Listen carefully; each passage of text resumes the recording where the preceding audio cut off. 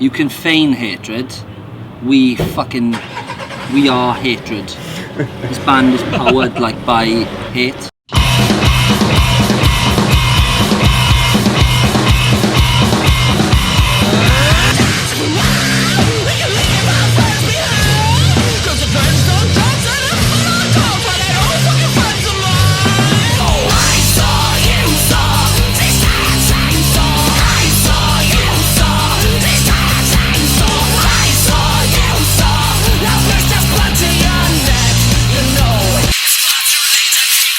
When we finished Black Junk, it was kind of the end of a period where we just basically had been writing for a certain amount of time, and then we decided we wanted to release an album. We approached a label and said, you will release this album, before we recorded it. We finished the writing period, I think about 3 months before we due to go into the studio, went in, smashed it up. And then the sort of the praise, I suppose, that followed it. People started, people really got it, and really good reviews in like the Welsh Music Prize. We got a nomination for that, and then it sort of put us in a position where we were like, fuck, what are we gonna do now?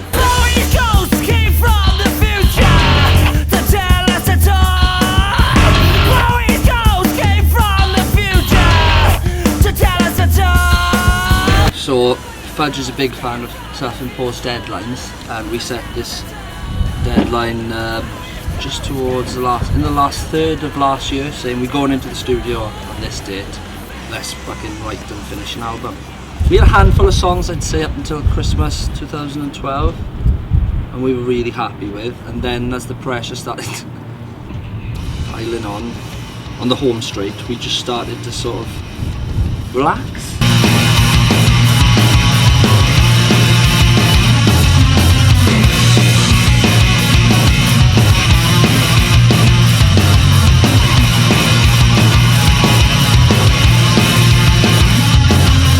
Came together, but we didn't actually know what we had until we really heard the first mix. Our steps were force ourselves to write a better album and pray the fuck that it works. I think it's the juxtaposition really of the sort of the heaviness of the music plus the poppier sides of what we do. Is kind of, without being too commercial, I guess, it appeals to a lot of people because there's a lot of different styles of music sort of jammed in to fit with our style of music, so it kind of works in that way. I think it's easy for people who like pop music to like our band, and it's easy for people to like fucked up, horrible music to like our band.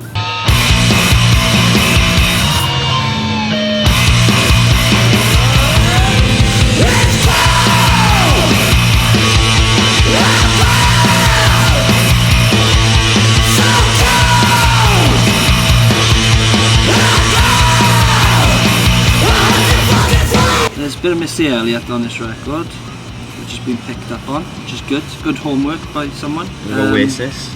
Musically, there's like stuff that I've accidentally sort of come out, like there's a song on there, Juvenile, Pacemaker, which is kind of like Atari Teenage Riot-esque, and it's probably the song that people will make the most comparisons to, like say Future to the Left with.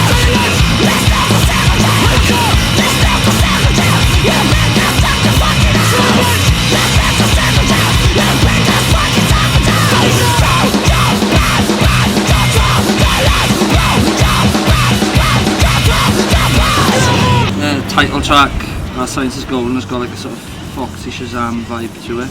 Foxy Shazam on a budget. On a fucking shoestring. Yeah. Because of the VI on some of the songs, which is Wikipedia, space guitarist, it sort of allowed us to sort of just expand sort of certain sounds, like have chordal picked pieces and things like that, and it just gave us a different dimension. Most of the album was written on with 8 strings anyway. It was more of a sort of icing on a cake as opposed to anything else. Kojak Rollkneck. Kojak Rollkneck. Kojak Rollkneck. Kojak Rollkneck. We've done this album and we've put like very little thought into self-censorship. The only thing we have done is we've recorded 2 single-friendly vocal replacements for 2 of the possible singles, but the rest of it's vile in a lot of places, and we've had that control. If a record label came around and said, look, we're going to pay you rent for 2 years, stop swearing as much, Probably will. Kojak fucking Rollkneck shite. Kojak fucking Rollkneck, sha la la la la la la la. Kojak fucking Rollkneck. It'd be just nicer to be able to work at, to be able to tour. It's a means to an end, I imagine. You know what I mean? Instead of working a shitty job, they're then paying you to fucking do the rock. I don't think we're like one of those bands that are like, have got like ties to anything. So it's not even a case of like, we like the darling cult queens of the underground. The DIY like scene is... We're not. Fuck, we've got no ties to anyone.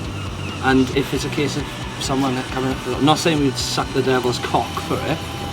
You know, might lick a tip.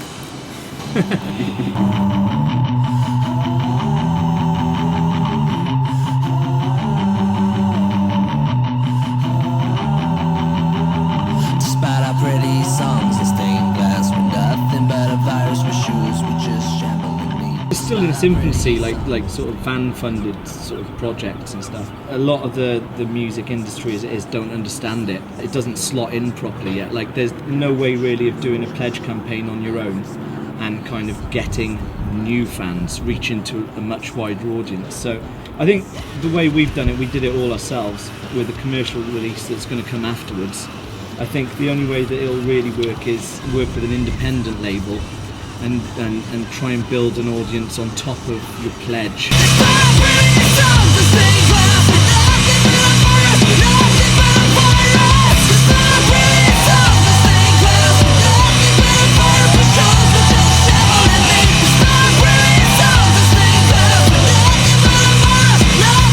If you just pledge and put it out there, it's going to go to your existing fans, great, but it also needs to evolve to kind of get you a bigger fan base.